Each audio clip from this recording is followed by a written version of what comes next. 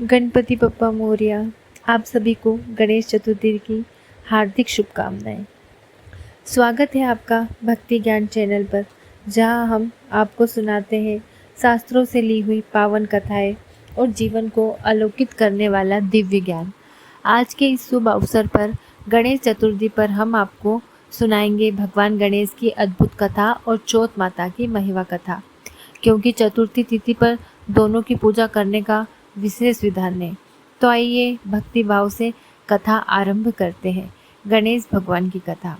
बहुत समय पहले एक गांव में भाई बहन रहते थे। बहन का नियम था कि वह रोज अपने भाई का चेहरा देखकर ही भोजन करती।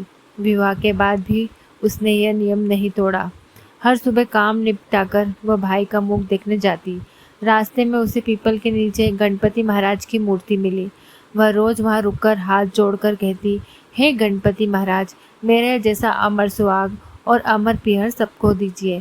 झाड़ियों के कांटे उसके पैर में चुभते और खून निकलता, लेकिन उसने नियम नहीं तोड़ा। एक दिन उसका भाई उन कांटों को हटाते हुए गणेश जी की मूर्ति भी हटा देता है। इससे गणपति भगवान क्रोधित होकर उसके भाई के प्राण हर लेते हैं। बहन जब पहुंची और मूर्ति को फिर से स्थापित कर प्रार्थना की, तो गणपति महाराज बोले, बेटी, 7 खेजड़ी के पत्ते कच्चे दूध में मिलाकर अपने भाई पर छिड़क देना, वह जीवित हो जाएगा। बहन ने वैसा ही किया और भाई जीवन दान पाकर उठ बैठा। तब से पूरा परिवार गणपति बप्पा की पूजा करने लगा। इस कथा से भगवान गणेश हमें सिखाते हैं, नियम और श्रद्धा से की गई भक्ति सभी संकट हर लेती है। आइए अब सुनते हैं चौथ माता की कथा। आरंभ करते हैं। एक नगर में सेठ सेठानी रहते थे। उनका बेटा और बहू भी साथ रहते थे। बहू रोज सभी को भोजन कराकर अंत में स्वयं खाती और पड़ोसन से कहती, ठंडो बासी खाया है।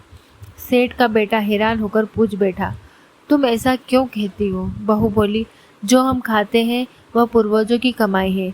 जिस दिन आप स्वयं कमा कर लाएंगे तभी मैं कहूँगी कि ताज़ा भोजन किया है। युवक कमाने निकल पड़ा। पत्नी ने उसे कहा, जब तक मैं लौट कर ना आऊं चूल्हे की आग मत बुझने देना। लेकिन एक दिन आग बुझ गई। बहू पड़ोस से आग लेने गई। वहां उसकी पड़ोसन चौथ माता का व्रत कर रही थी। उसने भी व्रत आरंभ कर दिया। चौथ माता ने स्वप्न में युवक को आदेश दिया, घर लौट जाओ, तुम्हारी पत्नी तुम्हें याद कर रही है। वह घर लौटा, लेकिन रास्ते में एक काला नाग मिला। नाग ने कहा, आज तेरी उम्र पूरी हो गई है, मैं तुझे डसूंगा। युवक ने वचन दिया कि पहले पत्नी से मिलकर वापस लौटेगा। घर पहुंचकर उसने सब हाल सुनाया। चतुर बहू ने 7 पार्टियां सजाई। रेत, इत्र, गुलाल, कंकु, केसर, मिठाई, गलीचा और दूध। आधी रात को नाग आया। हर पार्टी पर उसे आराम मिला। वह आगे बढ़ता गया। तभी चौथ माता ढाल बन गई। चंद्रमा जी ने प्रकाश किया और गणपति बप्पा ने तलवार से नाग का वध कर दिया। सुबह सबने देखा नाग मृत पड़ा और पुत्र सुरक्षित है। तब सबने चौथ माता और गणेश भगवान की स्तुति की। इस कथा से सीख मिलती है, सच्चे मन से किया गया व्रत और भक्ति असंभव को भी संभव बना देती है। इसके पश्चात आप चौथ माता की आरती कीजिए।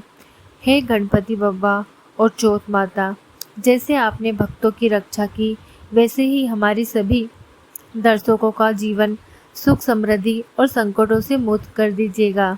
यदि यह कथा आपको आपके हृदय को छू गई हो तो इस वीडियो को लाइक करें, शेयर करें और भक्ति ज्ञान चैनल को सब्सक्राइब करें, ताकि हमारी अगली दिव्य कथा सबसे पहले आप तक पहुँचे। गणपति बप्पा मोरया।